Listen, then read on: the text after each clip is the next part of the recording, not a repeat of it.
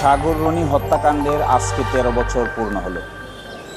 এটি বাংলাদেশের ইতিহাসে একটি চাঞ্চল্যকর ঘটনা, একই সাথে দুর্ভাগ্যজনক। ১৩ বছরেও এই মামলার তদন্ত শেষ করে রহস্য উন্মোচন করতে পারেনি। আমরা মনে করি এটি রাষ্ট্রীয় লেভেলে একটি বড় ধরনের ব্যর্থতার ফল। এই সরকার আসার পর মাননীয় হাইকোর্ট বিভাগের একটি আদেশের প্রেক্ষিতে উচ্চতর টাস্কফোর্স গঠিত হয়েছে। এই উচ্চতর টাস্কফোর্স ৪ই এপ্রিলের মধ্যে হাইকোর্ট বিভাগে তাদের তদন্তের সারবত্তা পেশ করবেন। এই সময়ের মধ্যে তদন্তকারী কর্মকর্তারা সংশ্লিষ্ট ব্যক্তিবর্গের সঙ্গে যোগাযোগ করেছেন, আমাদের সঙ্গেও যোগাযোগ করেছেন, পরিবারের সঙ্গে যোগাযোগ করেছেন, সায়েন্টিফিক এবং ফরেন যে সমস্ত এভিডেন্স আছে সেগুলো এক্সামিন করছেন। যতটুকু আমরা জানতে পেরেছি, বেশ কিছু ডেভেলপমেন্ট হাতে এসেছে।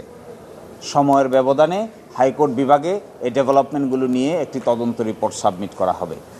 অতীতে এই মামলাটিকে সঠিকভাবে পরিচালনা করতে দেওয়া হয়নি, এই মর্মেও কিছু তদন্ত রিপোর্টে কিছু তথ্য উপাত্ত এসেছে। অতীতে এই ইনভেস্টিগেশন প্রসেসকে অবস্ট্রাকশন করা হয়েছে, এই ইনভেস্টিগেশন প্রসেসকে সঠিকভাবে আইনি পদ্ধতিতে চলতে দেওয়া হয়নি। ফলে দক্ষ জনশক্তি এবং ইচ্ছার অভাবের কারণে সময় মতো তার তদন্ত সম্পন্ন করা যায়নি। ১৩ বছর পরে আজকে এসে প্রশ্ন দাঁড়িয়েছে, এই একটা চ্যালেঞ্জিং জব, কারণ ১৩ বছরে অনেক সাক্ষ্য প্রমাণেই ডিসঅ্যাপিয়ার হয়ে গেছে, হারিয়ে গেছে। সব কিছুর পরেও এখন একটি আশার আলো দেখা যাচ্ছে। আমরা আশা করি স্বল্পতম সময়ের মধ্যে, হাইকোর্ট কর্তৃক নির্ধারিত সময়ের মধ্যেই তদন্তকারী এফিশিয়েন্ট কর্মকর্তারা একটি গ্রহণযোগ্য এবং সত্যিকার অর্থেই বিচার পরিচালনা করার মতো উপযুক্ত তদন্ত রিপোর্ট আদালতের সামনে দাখিল করবেন, এটি আমরা প্রত্যাশা করি।